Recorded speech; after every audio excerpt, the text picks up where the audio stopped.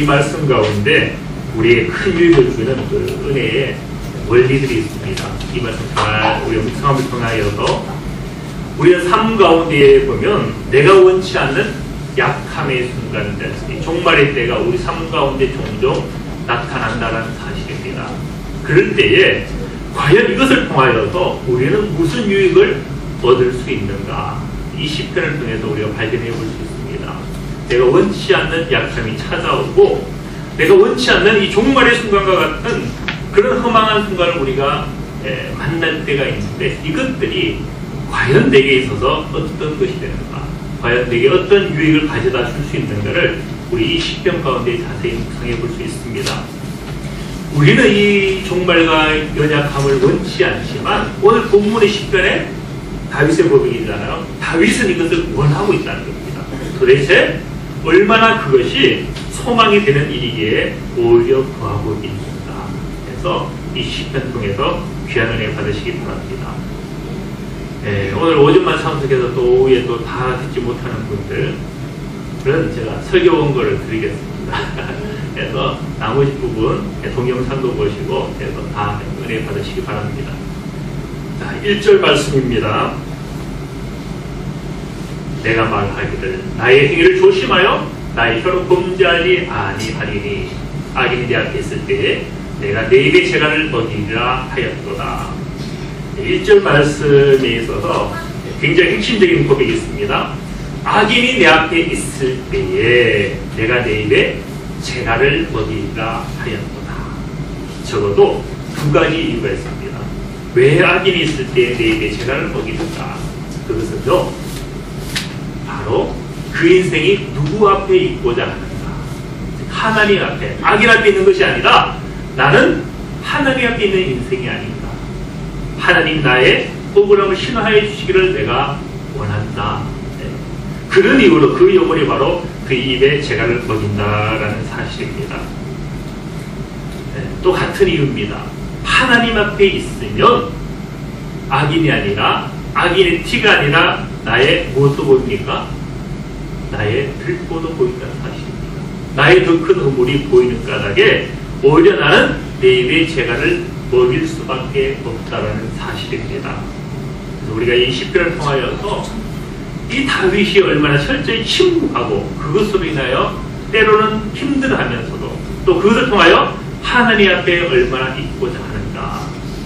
그래서 우리가 이 말씀을요 한마디로 정리하면 이와 같습니다. 1절 말씀은 나는 자네 앞에 아니라 하나님 앞에 있다네. 그래서 나는 침묵할 뿐이네. 이런 고백이 됩니다. 또 우리도 항상 이런 고백이 있으시기 바랍니다. 우리가 말로 그렇게 할 수 없겠죠. 말로 나는 자네 앞에 있는 것이 아니라 하나님 앞에 있다라고 이야기하면 너가 나 무시해. 그렇게 하면 안 되니까 마음속으로 나는 자네 앞에 있는 것이 아니라 범사에 하나님 앞에 있다네. 그래서 나는 지금 침묵할 뿐이네 라고 고백하는 은혜가 있으시기 바랍니다. 우리는 한번 질문해 볼 수 있습니다. 나는 과연 범사에 하나님 앞에 있느냐라는 겁니다. 과연 우리가 원하든지 원치 않든지 하나님 앞에 있느냐라는 겁니다. 그런데요, 우리 말씀을 보면 그렇다라는 사실입니다. 마태복음 12장 36절에 말씀합니다.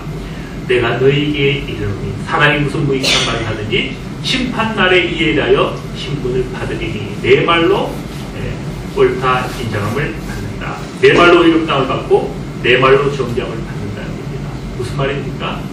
우리가 사람 앞에 하는 말인데 왜 그 말로 말미암아 하나님 앞에 의롭다함을 받고 정죄함을 받는다는 겁니까? 그 말은 다른 말로 하면 우리의 범사의 모든 말하는 순간순간이 누구 앞에 하는 것과 같다는 겁니까? 하나님 앞에. 그 우리가 원하든지 원치 않든지 우리는 지금 하나님 앞에 있다는 사실입니다. 이것을 놓쳐서 안 됩니다. 악인이 내 앞에 있을 때 그러나 그럼에도 불구하고 우리는 영적인 자는 하나님 앞에 있는 자기 영혼을 발견한다는 사실입니다. 이 시에가 있어야 되는 거예요.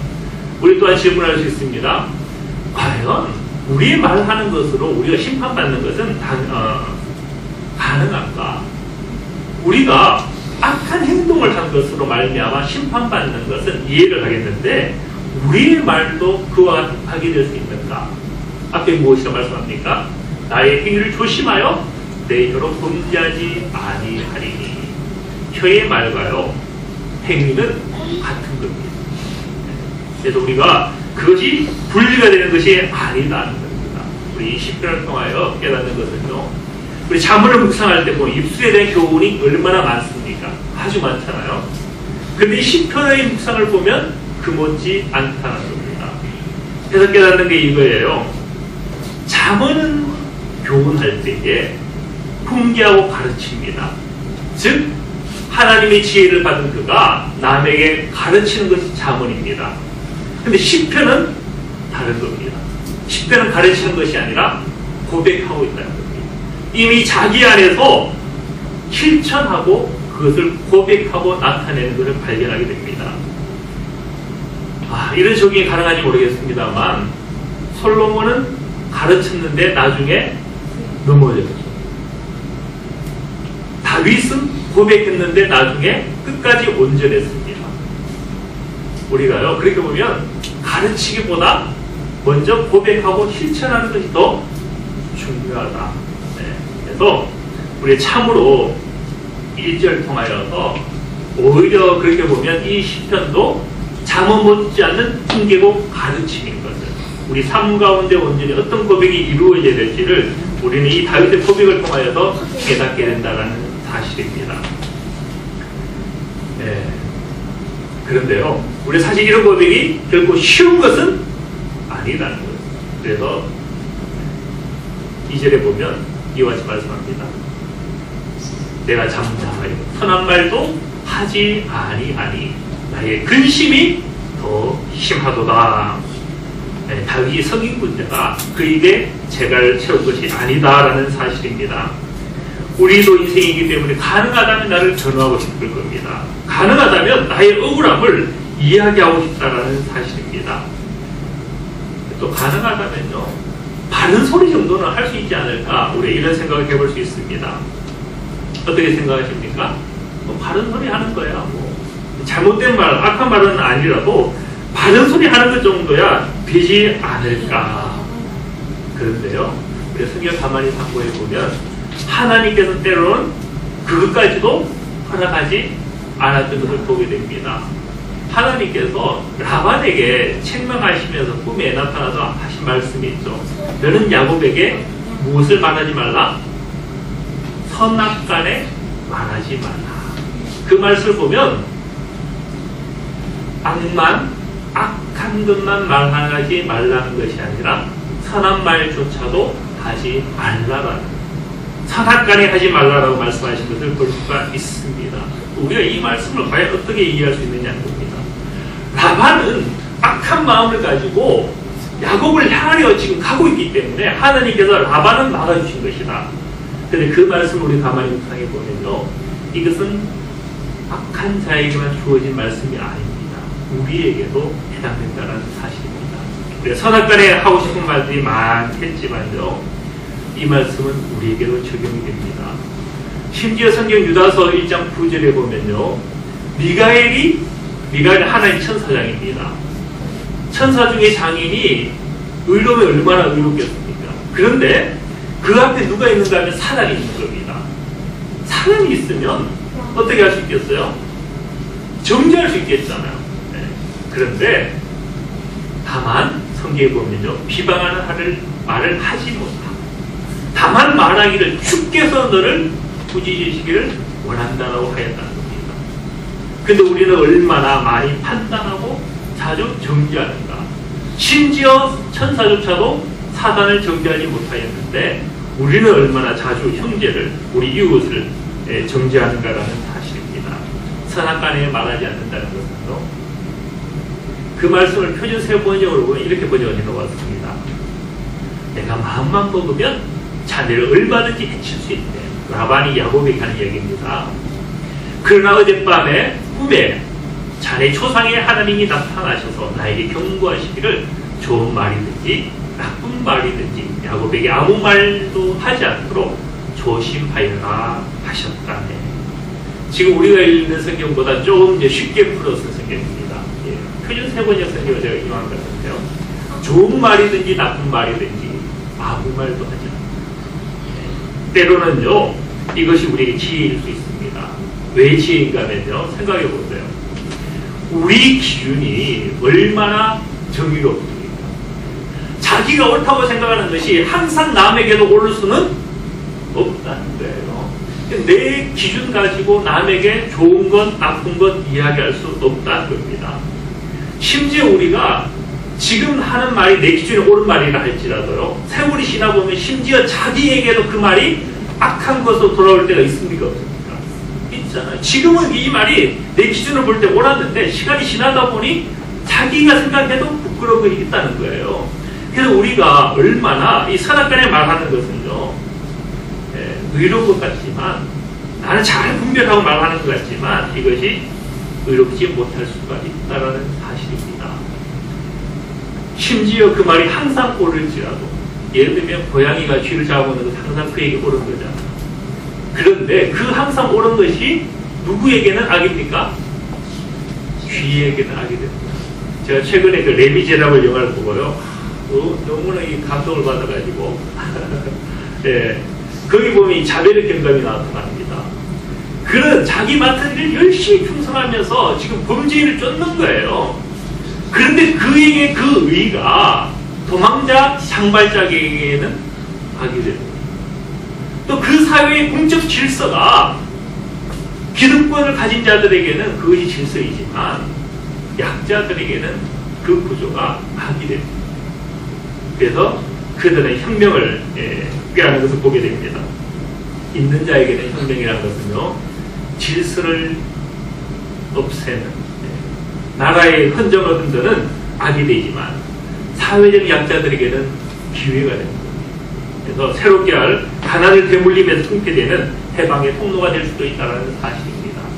그런 이유로 우리가 인생의 기준으로 선악을 분별하고 그 안에서 말을 한다는 것은요, 쉬운 것이 아니다는 겁니다. 그런 이유로 차라리 무엇하는 게 낫다고요? 침묵하는 것, 재갈을 울리는 것이 오히려 더 큰 외침 될 수도 있다는 사실입니다. 우리가 이 지혜가 있으시기 바랍니다. 그래서 우리가 항상 내 기준으로 옳다는 것이 남에게도 옳을 수는, 옳은 것을 강요될 수는 없다는 사실입니다. 이것을 안다면 우리가 때때로 심지어 원수 앞에서라도 더 침묵하고 입에 재갈을 물리고, 그래서 오히려 무엇을 기대하는? 하나님의 갚아주심을 기대하는, 그것을 사모하는 은혜가 있으시기 바랍니다. 그런 까닭이 다윗은 다음과 같은 고백을 또 합니다. 내 마음이 내 속에서 뜨거워서 작은 소리로 읊조릴 때에, 이 작은 소리로 읊조린다는 것은 히브리어로 하기그 묵상을 뜻합니다. 내 마음의 묵상이 주께 연락되기를 원합니다. 묵상을 뜻하는 말입니다. 한번 보세요. 침묵했더니 무엇이 내 안에 생겨났습니까? 묵상이 생겨난 거예요. 하나님을 향한 호소와 하나님을 향한 탄식과 내 마음의 묵상이 하나님께 올려지는 것이 생겨났다는 겁니다. 우리가요, 자기를 변화하기 위해서 내가 하고 싶은 일을 다 했습니다. 내 마음이 시험지된 거예요.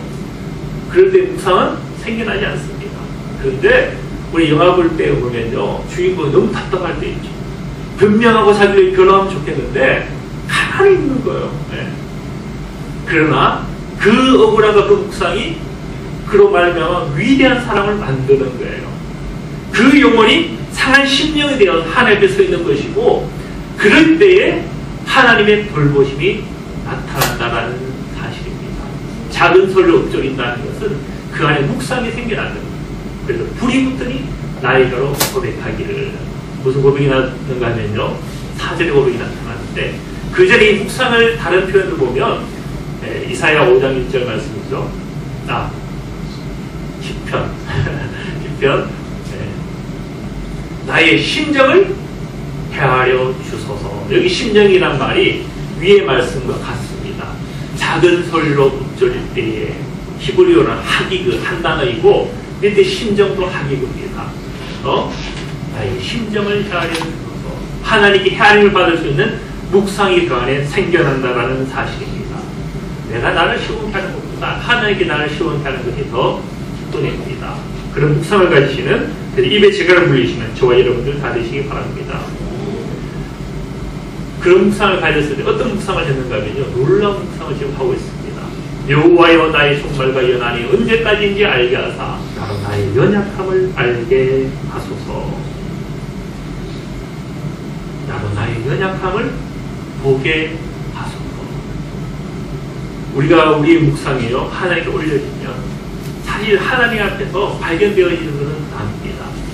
나의 연약함을 알게 되는 것이고 나의 연약함을, 나의 종말을 보게 된다는 사실입니다. 원수의 허물도 있지만 나의 허물은 더 중한 허물인 것을 우리가 알게 되고 그것을 보게 된다는 사실입니다.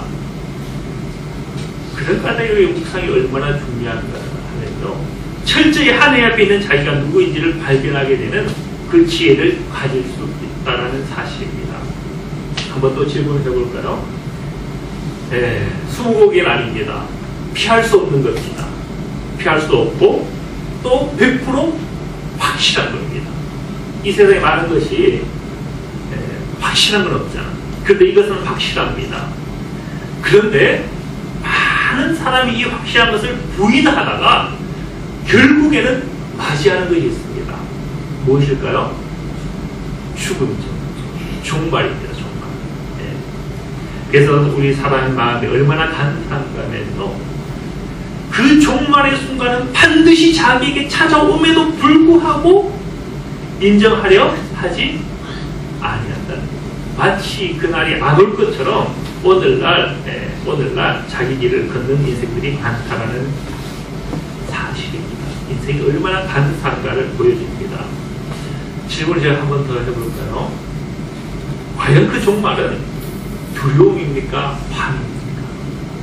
무엇일 것 같아요? 그 끝날이 우리에게 상급의 날입니까? 심판의 날입니까? 네, 우리 한번 여기 대답을 해볼 수 있겠죠? 분명히 하나님의 백성에게 있어서 그 끝날은 하나님이 돌보시고 눈물 닦아주시고 회복시켜 주실 은혜의 때이다라는 사실입니다. 그럼에도 불구하고 아무도 그 종말을 거대하지는 않잖아요. 네. 누구를 거대했어요? 다윗은 거대했어요. 근데 따라할 수 있겠습니까? 저도 두려운데요. 나의 종말과 연한이 언제까지인지 알게 하사 나로 나의 연약함을 알게 하소서. 쉽지 않다는 겁니다. 그래서 그 창세기 6장 13절에도 보면요, 그 끝날이 내 앞에 이르렀으니 내가 그들을 땅과 함께 멸하리라. 노아 홍수 때 보면 그 끝날, 종말이라는 말은 그 히브리어로 그 캣지라는 말을 쓰고 있습니다. 그런데 그 끝날이 내게 이르렀다 할 때 같은 날을 썼습니다. 즉 이 종말은 우리가 생각하는 낭만적인 종말이 아닙니다. 우리가 사실 얼마나 인생의 수고를 쉬기를 원합니까? 일이 시작이 좋습니까? 일이 끝이 좋습니까? 일이 끝이 좋잖아요. 그런데 우리가 그 수고를 사실상 쉴 때에 뭘도 끝이 나죠? 우리의 호흡도 멈춘다는 거예요. 그런가 하다가 우리가 그 끝날이 어떻게 보면 우리가 상급의 날이고 희망의 날임에도 불구하고 우리는 두려워한다는 사실입니다. 그런가 하다가 이 종말은요, 나의 주제라기보다는 누구의 주제가 되길 원합니까? 네, 원수를 향한 내가 미워하는 사람을 향한 주제가 되기가 더 쉽다는 거예요. 그런데요, 우리가 이것을 알아야 됩니다. 나의 종말을 경험한 그가 하나님의 일하시는 분이에요. 내가 죽어지는 그가 주님께서 십자가를 통하여 내게 허락하신 부활의 은혜를 누린다라는 사실입니다. 내가 세례를 통해서 죽어지지 않았는데 다시 거듭나 믿던가요?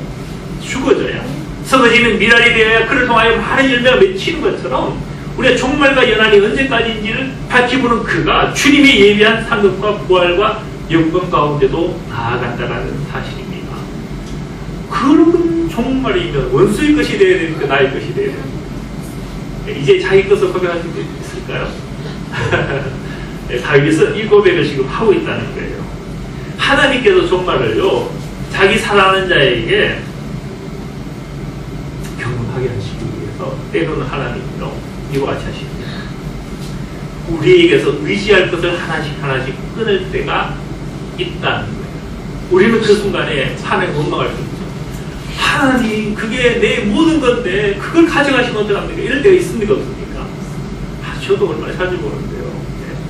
새해 되면 이제 좀 그쳤으면 하는데 아닐 때도 많더라고요. 보라, 주 만군의 여호와께서 예루살렘과 유다가 의뢰하며 의지하는 것을 제하여 버리시되 그가 의지하는 모든 양식과 그가 의지하는 모든 물과 용사와 전사와 재판관과 선지자와 복술자와 장로와 59장과 귀인과 모사와 정교한 장인과 능란한 요술자를 그리하실 것이며 의지할 만한 모든 것들을 하나님께서 하나씩 하나씩 그들에게 끊으셨다는 사실입니다. 하나님이 짓궂으십니까? 왜 그렇게 하실까요? 자기 백성으로 그것을 의지하지 말고 하나님이 일하심을, 하나님의 구원을 바라보게 하시기 위해서 하나님이 때로는 그와 같이 하신다라는 사실입니다. 그렇게 보면 종말은 심판을 넘어서 하나님의 구원으로 이끄는 통로다라는 사실입니다. 그렇다면 지혜자는 이 종말을 회피해야 되겠어요? 아니다는 겁니다. 그래서 자문은 말씀합니다. 초상집에 가는 것이 잔치집에 가는 것보다 나으니 모든 사람이 끝이 이와 같이 되는 것이 아닙니다. 산자는 그의 마음에 둘지어다. 살아있을 때 그걸 두셔야 하고, 살아있을 때 그 끝날을 기억하고 그 연한이 언제까지인지를 마음에 두어야 된다는 사실입니다. 때로는요, 슬픔이 웃음보다 낫습니다. 왜 그런가 하면 얼굴에 근심함을 통하여서 마음은 가난해지고 겸손해지기 때문에 그래요. 마음이 교만해지지 않고 온유해지기 때문에 때로는 슬픔이 더 웃음보다 낫기도 하다라는 거예요. 지혜자의 마음은 따라서 초상집에 있다는 겁니다. 우매자의 마음은 연락하는 곳에 있다는 사실입니다. 세상이 알 수 없는 지혜입니다. 그래서 우리가 그 끝날을요, 다윗이 왜 구했는가? 철저히 자기 총괄을 하나님 앞에 내어놓고 무엇을 보기 위해서요? 하나님의 일하심, 하나님이 갚아주심, 하나님의 돌보심을 그가 보기를 원했다라는 사실입니다.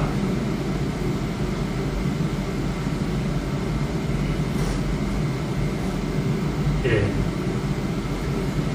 그래서 이 사절을 보면요, 종말과 연한이 언제까지인지 알게 하사 내가 나의 연약함을 알게 하소서라고 고백하고 있습니다.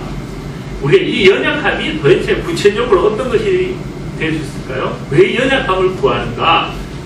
다윗의 고백을 보면, 사도 바울의 고백을 보면 잘 알 수 있습니다. 연약함, 신약에 있어서 가장 약함과 상관 있는 인물이 있죠. 종합병원과 같았던, 승가시가 많았던, 탄식과 고통이 많았던, 그런 하나님의 거룩한 일을, 능력을 잘 나타내었던 한 인물이 있습니다. 누굽니까? 사도 바울이라는 겁니다. 이 바울을 통해서 보면 이 연약함이 무엇인지 우리가 잘 묵상해 볼 수 있습니다. 내 은혜가 내게 족하도다. 이런 내 능력이 약한 데서 온전하여집니다. 연약함이라는 것은요, 약함이다라는 것은 다른 말로 온전을 뜻합니다. 온전 좋은 것입니까? 나쁜 것입니까? 좋은 거죠. 그래서 우리가 때로는 다윗의 지혜로 기도할 필요가 있는 거예요. 하나님, 나의 연약함을 알게 해주셔서 내 심령으로 말미암아 하나님이 원하시는 온전으로 나아가게 하옵소서. 그러므로 도리어 크게 기뻐함으로 나의 여러 약한 것들에 대하여 자랑하리니 그리스도의 능력이 내게 머물게 하여 함이라. 약함의 다른 말은요, 그리스도의 능력이 됩니다. 그런 은혜가 있으시기 바랍니다. 약함의 다른 말은요, 내가 죽고 누가 사는 겁니까? 그리스도가 사는 겁니다. 내게 사는 것이 그리스도니라는 말씀은 내가 죽고 내게 사는 것은 그리스도라는 말씀입니다. 약함의 다른 말은 나의 죽음이라는 겁니다. 그것은 오히려 유익한 것인데 그런 말미암아 그리스도가 내 안에 살게 되는 것이 아니냐라는 고백이 됩니다. 하나만 더 보면요, 약함의 다른 말은요, 십자가입니다. 십자가에 못 박힌 분이 지금 누굽니까? 네, 내가 그리스도와 함께 십자가에 못 박혔나니. 약함의 다른 말은 십자가를 지고 따르는 겁니다. 그래서 오직 내 안에 그리스도께서 살게 하는 것이다라는 사실입니다. 바로 다윗이 4절에 고백한 것은요, 바로 그리스도가 내 안에 살게 하옵소서. 이런 고백입니다. 이 연약함을 알게 하소서가요, 세상에서는 그것이 소망이 없는 것이 되잖아. 그러나 주 안에서는 다른 문제입니다. 그래서 능력이 내게 머물게 하는 것이고, 나로 온전케 하는 것이고, 나로 하나님의 일을 보는 것이고, 그리스도가 내 안에 사는 것이고, 나의 육적인 욕망과 절제치 못하는 것은 십자가에 못 박아버리는 것. 그것이 바로 우리로 종말과 연합이고 나의 연약함을 알게 되는 소망이다라는 사실입니다. 이런 은혜가 있으시기 바랍니다. 그리고 우리가 성경 가만히 읽어보세요. 하나님의 영광 돌리는 방법이 사람이 강함을 통하여 하나님의 영광을 돌릴 때가 얼마나 있었는가. 그것이 아니라 철저히 자기가 약할 때 하나님의 일하심이 나타났고 그것으로 영광 돌릴 때가 더 많았다는 거예요. 요셉이 형통할 때 보면 철저히 낮아질 때였거든요. 노예로 팔렸을 때, 감옥에 처했을 때 그가 그 형통함을 통해 하나님께 영광을 돌렸다는 겁니다. 약할 그때에 하나님의 일하심이 나타났고 하나님의 지혜로 말미암아 하나님의 영광 돌림이 이루어졌다라는 사실입니다. 우리가 그런 이유로 품으시는 지혜가 있으시기 바랍니다.